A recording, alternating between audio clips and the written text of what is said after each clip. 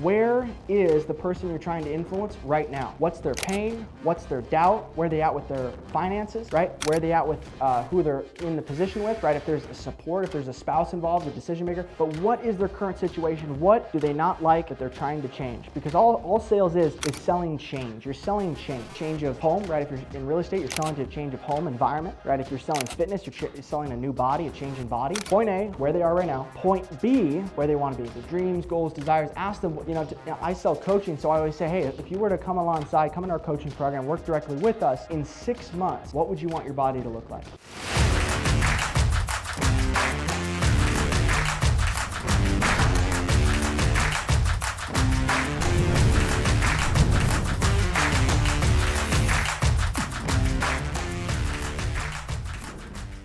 You are in the business of selling the commodity of certainty. Write that down. This is important, okay? What is sales? It's the transference of certainty, right? Here's another good point, guys. The most certain person in any interaction will always influence the less certain person. Right? And this is where you can also get in a little bit of trouble, right? Because when we were kids, we probably had some bad peer pressure, right? They were more certain than doing that bad thing than you were certain that it wasn't, right? And that's why you were able to get persuaded. So that's why it's important to really figure out, what do I believe in? What are my beliefs? What are my values? What do I stand for? What am I aligned for? And we're going to talk about later here the 3 10s. Anybody familiar with the 3 10s?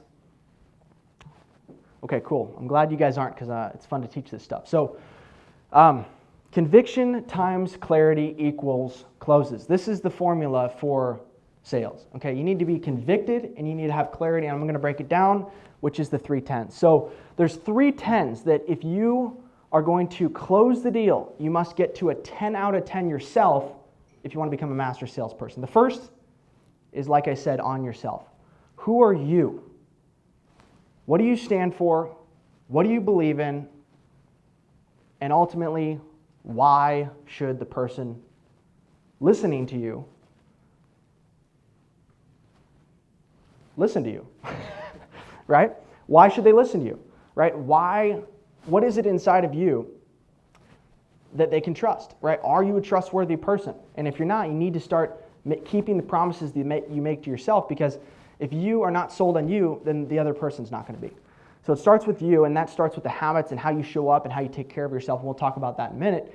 But you need to get it out of 10 out of 10 on yourself. The second is your product. You must believe in your product. And if you don't, then change your product, upgrade your product, or go sell something else, right? You need to believe that your product is the best in the market for one reason or another, right? For example, Jack. I know Jack believes in what he sells you guys, right? Or what he offers you guys. I know it. I could see it in his eyes. I could see it in his certainty. I can see it in the way that he shows up and he sets up the place. I mean, this is a beautiful venue. So shout out to Jack for putting this together. But he's sold, right? He's sold on his product. And then lastly, if you're in sales, you must be sold on your company, right? You must be sold on the core values of the company, on the vision of the company, on the mission of the company, where you guys are going. And all of this will be transferred in a conversation to the other person that you're communicating with. You guys follow me so far? And so it all starts with you before you go into the conversation, the mindset you have towards selling. Selling is now service. Service is you, the product, and the company. You need to be a 10 out of 10. So this kind of flips the script. And it's another way to think about sales, right? If you're in sales, you're in commission only. Raise your hand if you're in commission only sales or you own your own business, right? If you own your own business, you're basically commission only sales, because if you don't bring revenue in, you don't make money, right? So the way that I think about it, now this may sound pretty intense, modern day hunter mentality. Does anybody go hunting? I grew up in Idaho, so we used to go hunting all the time. One person? 2 people? Okay. So the way that I think about this is that thousands of years ago, right, before there was markets, before there was society, before there was civilizations, it was hunter-gatherer, right? You went out and you either had to gather berries and food, or you had to kill. You had to go kill something to eat and survive. And now we're in a new economy. We are in a new economy, and it's the digital economy. You guys all are using the digital economy right now.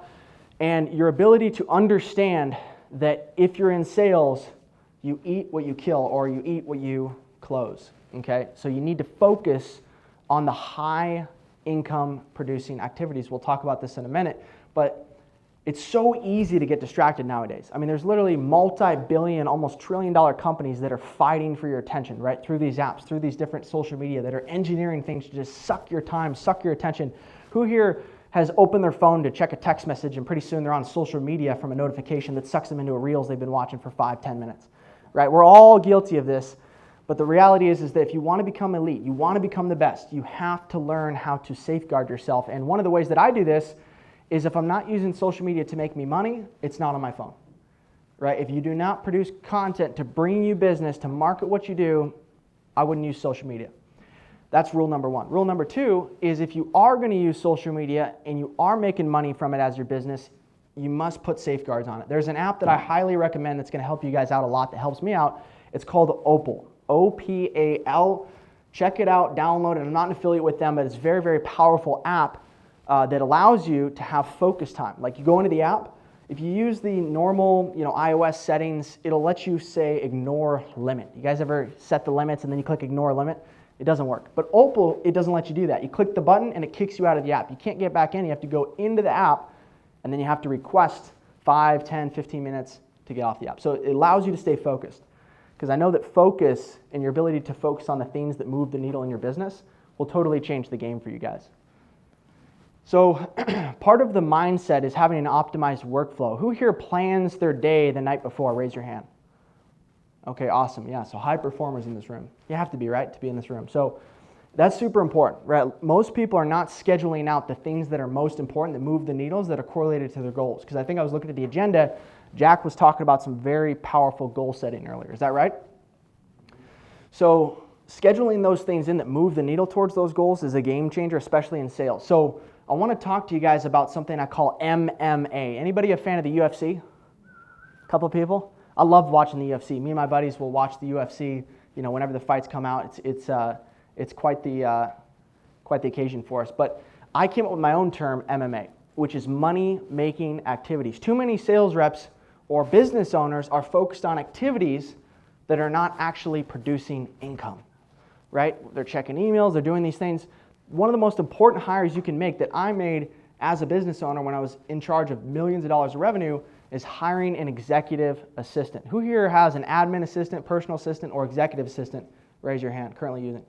So currently only about a fourth of the room. That's one of the most powerful hires you can make because it takes off email, it takes off scheduling, it takes off any sort of mundane activities that don't directly bring you money, right? Income to grow your business. So asking yourself every single hour, is this activity directly making me money? Is this the highest priority action item that I can be doing to move the needle in my business? Yes or no? I want to ask you guys a couple questions, okay? Is hiring a money-making activity, yes or no? Yes. Okay, they say it is yes. I believe it is too. As long as that person will buy you back time so that you can grow your business, 100%. What about checking emails? No.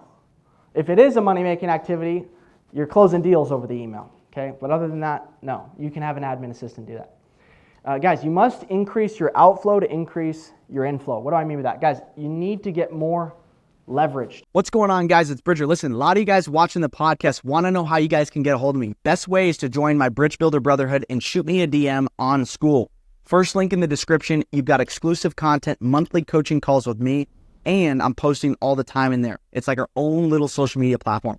First link in the description, completely for free. Let's get back to the podcast. Right, leverage is the key to scale, right? We all have 24 hours in a day, but how we use the 24 hours is going to determine the results we have, right? So by freeing up our schedules from these things that are going to stop us from really moving the needle is going to help us increase our inflow, which is our income, which is our bottom line, which is all why you guys are here, right? To make more money.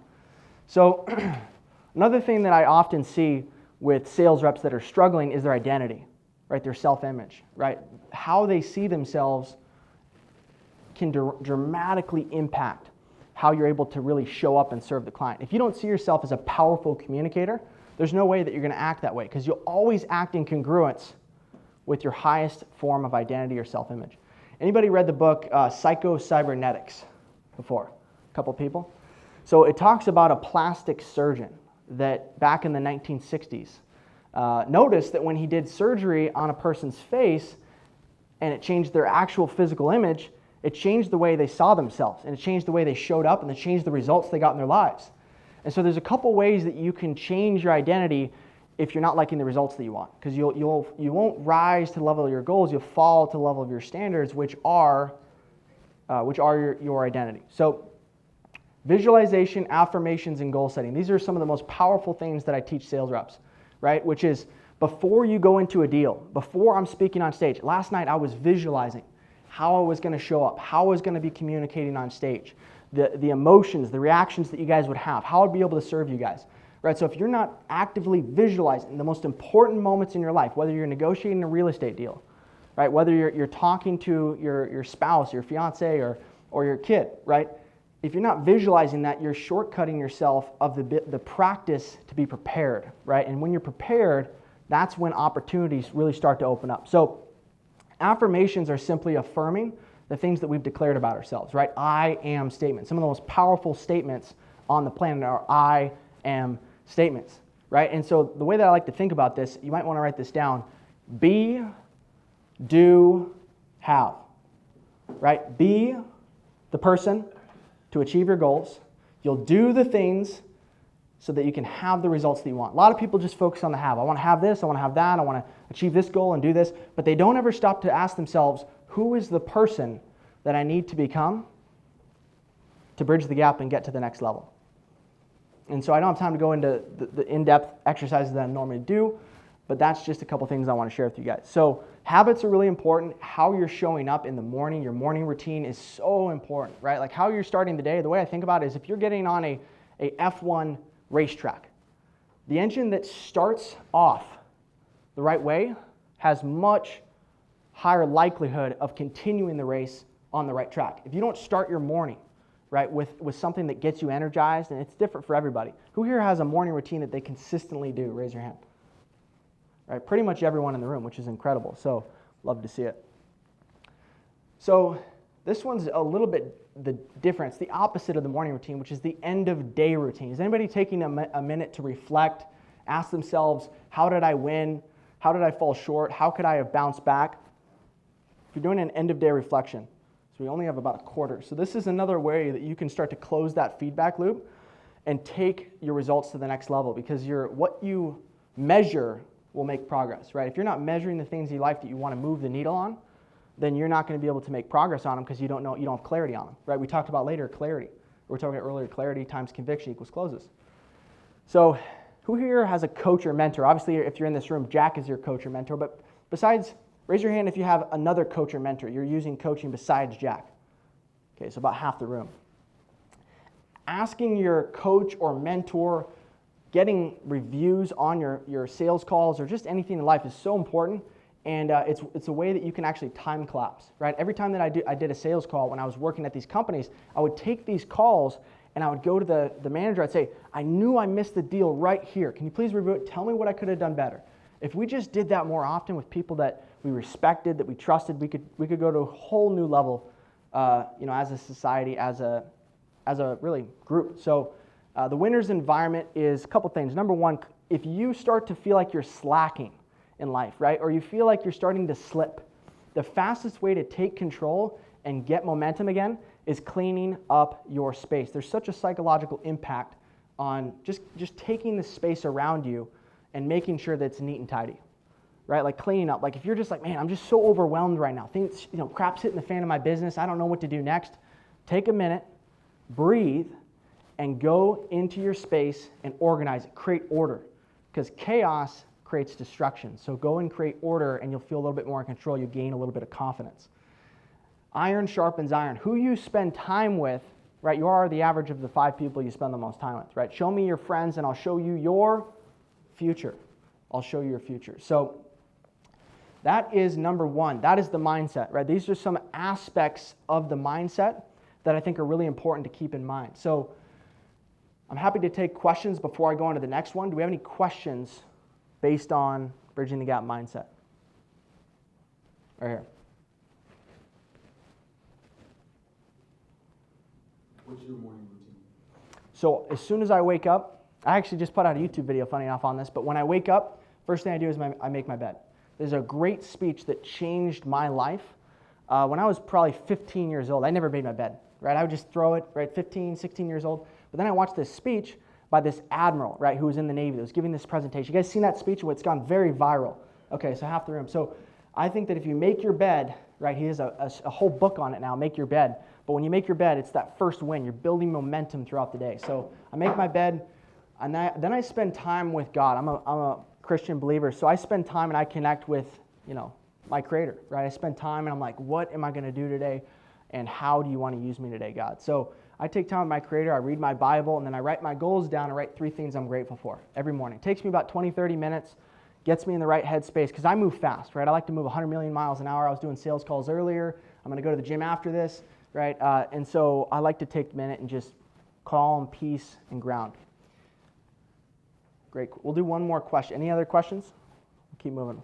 We'll keep moving for sake of time. So the Bridging the Gap sales framework, I think you guys are going to really love this, because I knew that I was able to sell and influence, but I couldn't quite explain it, right? When I started studying all these sales systems, some of them call it the straight line selling system. You got to keep them on the straight line the whole time, right?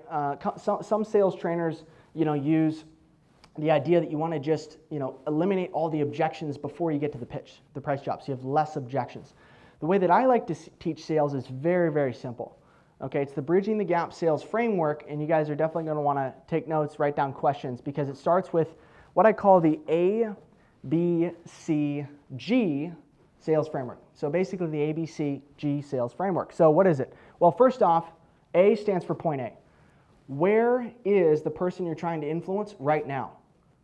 What's their pain? What's their doubt? Where are they at with their finances? Right? Where are they at with who they're in the position with, right? If there's a support, if there's a spouse involved, the decision maker. But what is their current situation? What do they not like that they're trying to change? Because all sales is selling change. You're selling change. That's the truth.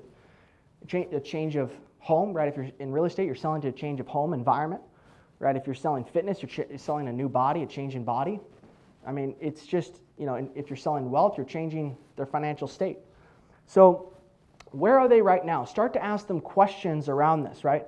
Where are they in their walk, right? What are they struggling with? What's stop? And then we'll get to the second one, which is where do they want to go?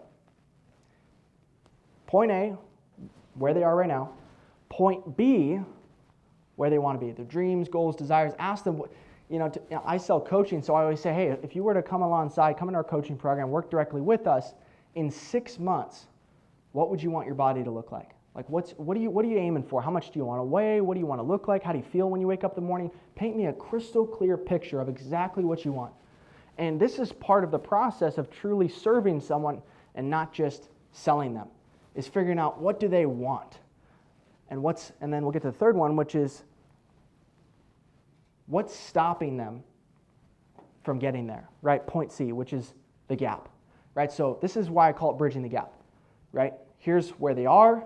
Here's where they want to be. Here's where they want to be over here. And here's what's stopping them. There's this huge gap from where they are and where they want to be.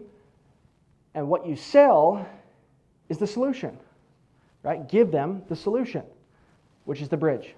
So you sell them the bridge. So they're right here, and they want to get here, and they can't get there because they have all these obstacles, right? They don't know how to finance their home. They don't know how to do this or that. And you sell them a solution. And that's your product or service. And that is how you get them from A to B and over C. So it's very, very simple. So it can literally work in anything in life, right? You could literally be talking to your friend, and you're like, hey, what movie do you want to go see this weekend? Well, I want to go to this movie. Okay, why is that movie important to you? Figuring out what the value of that movie is behind them, right? And what do they ultimately want to do? From that movie, right? Let's say they want to experience a certain emotion, and you want to watch a different movie. Well, we could watch this other movie that I want to watch, and you still get the same outcome, which is you want to laugh, right? It's a funny movie. Right? And so that is ultimately the framework, right? Is understanding that people right now are not where they want to be, and they have a better version of where they could be. And if you sell them the solution, you'll get them there faster, easier, less money, etc. And that right there is the Bridging the Gap sales framework. It's very simple, and obviously I have I've built multiple scripts on what the questions are that you ask that pull out the value and elicit the emotions that they experience when you're asking it. But if I broke it down as simple as possible so that you guys could use this in any industry, this is how I'd break it down. So we'll take some questions on this because I think this is important.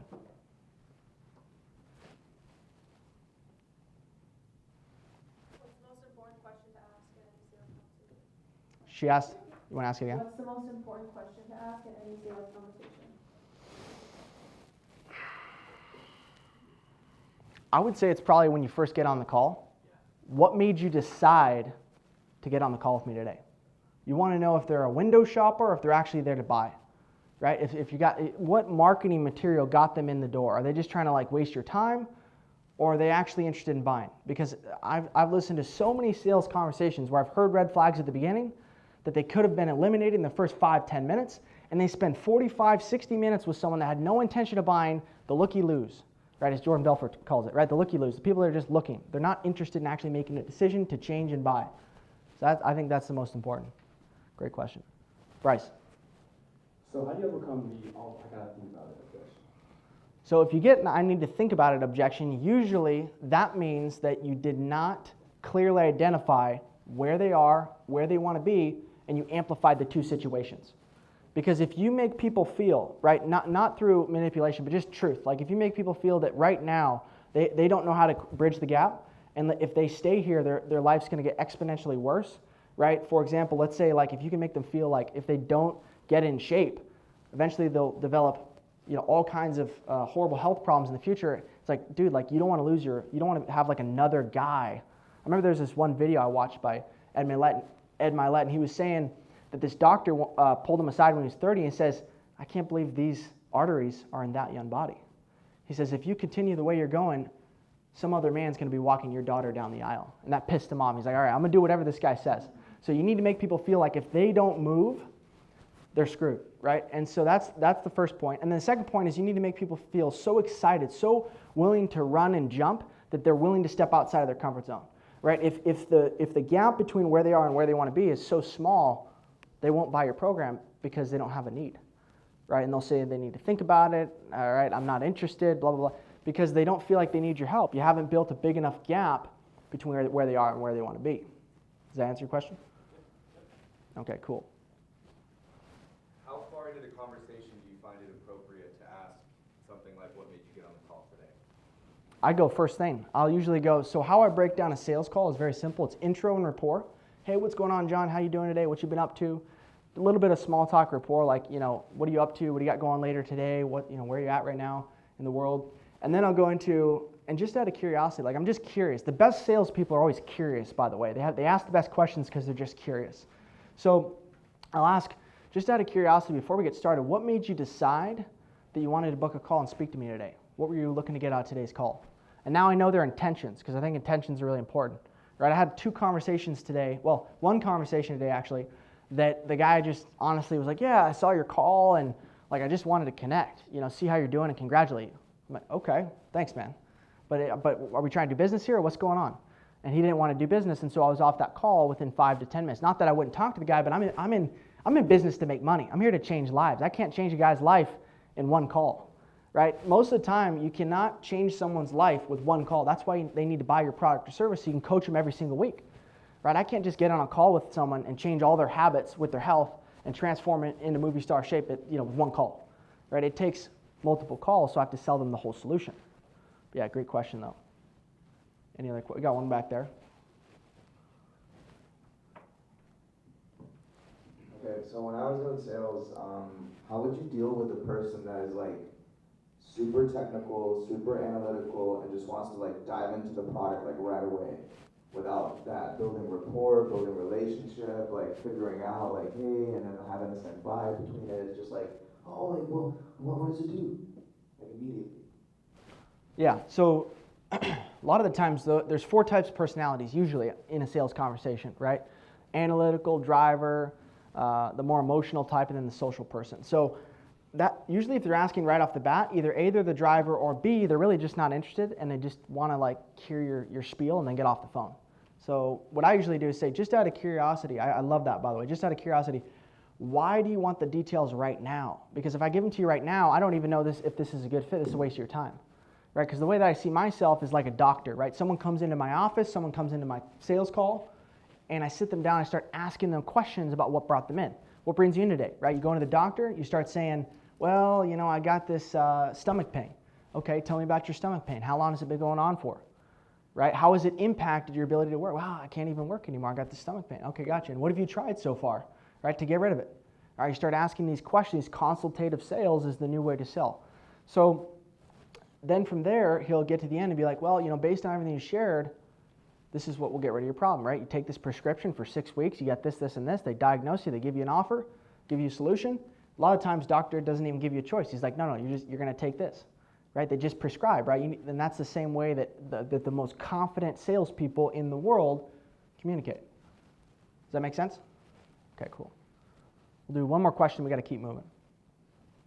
Okay, we'll keep moving. So let's talk about your workflow, right? We talked about it earlier, but how you spend your time will determine where you end up in life, right? I truly believe that. Like how you use your time is show me your calendar and I'll show you your future, right? That's an even better statement, like how you're spending your time. So your calendar, at the beginning of the day, you have the highest amount of willpower. In fact, research shows that I think it's like 75-80% of divorces happen after 9 p.m. because of a fight. Because the willpower is the lowest, they're in the worst mood, and they have an argument, and they don't, they let the sun go down on their anger, and it starts this cascading effect, this negative momentum to break up the relationship. So my advice to you, don't argue with your spouse after 9 p.m. But anyways, the same thing goes with your business, right? Don't put off the most important things in your business till the end of the day. Put your hardest conversations right at the beginning, right after your morning routine. Whatever you're afraid of the most or whatever you know is going to move the needle, it needs to be at the beginning of your day. You need to schedule it because for some reason, I don't know what this law in the universe is, but when you do not fill your calendar with high priority action items, the low priority distractions somehow show up. Do you guys agree with me on this? All right, so beginning of week planning. On Sunday, I want you guys to go into your calendars right now. Make a commitment to yourself and block out an hour. Spend an hour and figure out what's going to move the needle in my business and where, or in my sales career, what's going to put the most dollars through the door and change the most lives. And then schedule it out. Put 3 to 5 different action items in each department of your business, schedule them out, and figure out what you're going to knock out throughout the week and what order. And then plan every single day to break those things down. Don't just leave them in huge chunks. Take your project and break it down. And then every single hour, I actually have this hourglass on my desk that I leave, and I flip it over every hour because it reminds me how much time I have. Right? Most people work 6-8 hours a day, or 8 hours a day, right? So you only have really 8 opportunities to really move the needle throughout your business if you're looking on an hourly time frame. And one of the things that I do if I notice that a sales rep is struggling to make the dials or the calls, is I'll have them do an hourly audit. So for 3 days, from the time they start working to the time they're done, every 15 minutes, they drop in there what they're doing. And within 3-4 hours, I can tell what the problem is. Right? They're on their phone, they're getting distracted, they're taking a break, they're going to eat lunch, whatever. They're not focused on the work. So if you ever find yourself not in a position where you're getting the things done you want to get done, do an hourly audit. Super, super powerful. So set a time frame on your tasks, right, on your deadlines. That's important. Focus on what moves the needle. Okay? And that's what I have on the workflow. This is not complicated, guys. What moves the needle and makes money is not complicated. It's simple. Put the stuff that moves the needle first, prioritize it, and say no. If I would add one more bullet point on there, I would say start saying no. Right? Once you start to create success, you're going to have a ton of opportunities open up. And unless you know what your long-term goals are, you're not going to be able to say no. And then you're just going to start getting sidetracked. Pretty soon you're going to get what I call goal hijacked. Right? A lot of shiny object syndrome on the internet, right? Amazon FBA, e-com drop shipping, right? Airbnb, like you can do all this stuff. Stay in your lane, start saying no, double down on what's working. So guys, that is my 3-step process for bridging the gap selling system. Number 1, we talked about the mindset, right? Selling is serving, and if you have a product or service that does not help people, then you're actually scamming people and you're not serving people. Number 2, bridging the gap sales framework. I talked to you guys about the ABCG framework, right? Point A, point B, point C, and give them the solution. And then lastly, we talked about how to actually move the needle and make money. Put the things that are important first, block your calendar out, and that's it.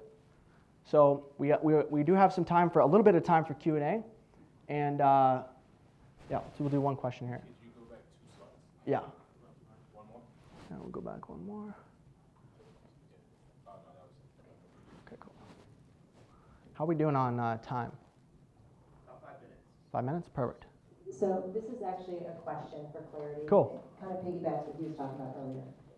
In the sales process, when he was mentioning rapport, building rapport, and in that situation, what becomes more for me is you don't have control of the call. If you don't have control of the call, you're not going to close it because they don't see you as an authority.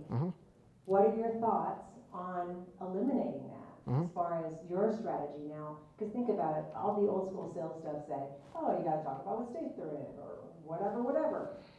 What are your thoughts on that? Thoughts on, can you clarify real quick just what the... So lead conversion, inbound lead, Okay. right? So you've got the lead, you're calling them. Yep. Do you go with the rapport piece or do you jump straight into your point ABC? For me, my rapport is 30 to 45 seconds, right? It's just simply making sure that they're in a situation that it makes sense for me to have. Like rapport is just common ground. That's what it means, common ground. The common ground doesn't need to be, oh, what's your favorite football team? No, that's not rapport. Rapport is, are you in a position to be able to talk, right? A lot of times I'll call people up, oh, I'm going into a meeting, right? I'm not that guy that's going to sit there and just hard talk to them, but I am going to book another meeting and tell them why it's important for them to show up so they actually do show up. So I'll usually spend 30, 45 seconds, what are you up to today, to catch you at a bad time, right? And then I'll get it. The rapport is actually what made you decide to get on the call? Because they saw something valuable. They raised their hand with your marketing, and now they're on the phone with you. Why is that? Let's talk about that first. Where's the value there? Yeah, great question. For sake of time, I'm not going to take any more. Okay, I'll take a couple more. You guys have some? We got. I have a general sales question, if that's okay. Sure. So a little background first. I've been operating one W-2 and multiple 1099s as a salesperson. Been making up multiple 6 figures for a couple years now off that, but I know it's not scalable towards the 7-figure level. At the same time though, I've had my own offer and I don't like fulfilling. What's it going to be as a salesperson to scale to 7 figures? Is it ultimately just building out an offer and then having a team around it? Or what other ideas would you have? Well, here's what I did. So I was selling millions of dollars of other people's products, and I was only making 10%. That was my commission. And so one of my friends, right, KinoBody, Greg O'Gallagher, was like, dude, you're closing all these deals. Why don't you just come close for me? I said, really? He's like, yeah, I'll give you 30. I negotiated 30%. So I got 30% of the company, and all I did was sales and helped with the fulfillment. And so I became a sales leader, sales manager. I took 30% company. He had all the marketing, he had all the brand assets. I built the sales process, sales funnel, and I helped with the infrastructure of the fulfillment. And that's how I was able to generate, I didn't take home 3.2 million, but we generated 3.2 million in revenue and was able to make, double, triple what I would have made if I would have just stayed in selling for someone else. So the next evolution from a salesperson is a sales leader, sales manager. That's a great evolution. Then from there, you can eventually start your own company. But if you have a superpower or a skill set that's in sales, you're going to need other stuff. You're going to need marketing. You're going to need operations, fulfillment. So then you find a partner, right? And I'm actually I actually just talked to a couple of guys right now that I'm manifesting, I'm bringing in to do the marketing because I just want to do the sales and fulfillment. So that's the next evolution. Yeah, great question. Right here. What do you sell? What do I sell right now? I sell sales coaching now because I love sales. Teach my sales system, and then I take the sales reps that I train and I place them in companies. I do a little bit of fitness coaching on the side because I love it, because I just love seeing guys transform their bodies, but that's my main thing. Your placement venture work, do people contract you to place some of your sales reps on your teams? Yeah, exactly. So if anybody in the room wants to get connected to some of my sales reps, then I'll give you guys a call to action. You guys can DM me on Instagram, but would love to connect, love to serve you guys and get you guys someone that can hopefully take some time back. Because that's another great hire, is if you're taking all your sales right now, the ability to transfer that to someone else is going to buy back a ton of time. Do they work off of a performance base? Yeah, you can do commission only for most sales reps.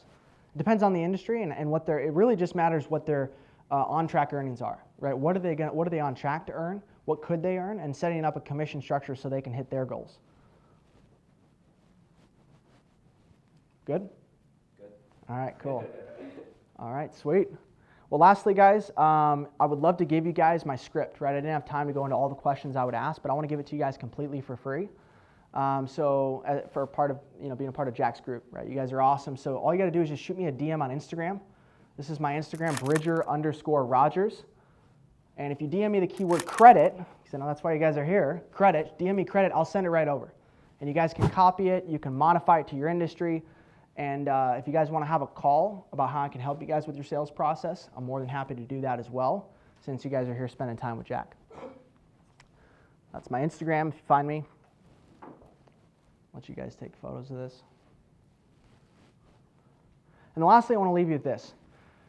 When I was down to my last $32 in my bank account, it was March 1st, 2021. And I was trying to start my own business, but again, I didn't know the marketing. I was just trying to sell and fulfill, and I didn't quite know what it was. And my ability to get into a sales opportunity that my buddy referred me to changed my life. And I got into my first opportunity, and that first month in March, I paid my rent, $32 in my bank account, but I got a sales opportunity, and that month I made $8,000 in commission. Now, I tell you this to inspire you guys, that if you're in a position right now where you either want to get to the next level or you're currently stuck, you're only a couple deals away from changing your life. I am Bridger Rogers. This is Bridging the Gap, and together we will bridge the gap. Thank you, guys. All right, congratulations. If you made it to the end of the video, you're a 1%er. So do me a favor, do a couple things for me. Number one, share this with someone that you feel like would get tremendous value from this video. And then number two, we've got content that'll help you level up and bridge the gap in multiple areas of life. Your belief systems, your mindset, your body, your business, your brotherhood, your babe. So all you got to do is hit the link right here to watch my most recent video on how to bridge the gap with your belief system, with your body, with your business, with your brotherhood, and help you find a babe. See you guys in the next video.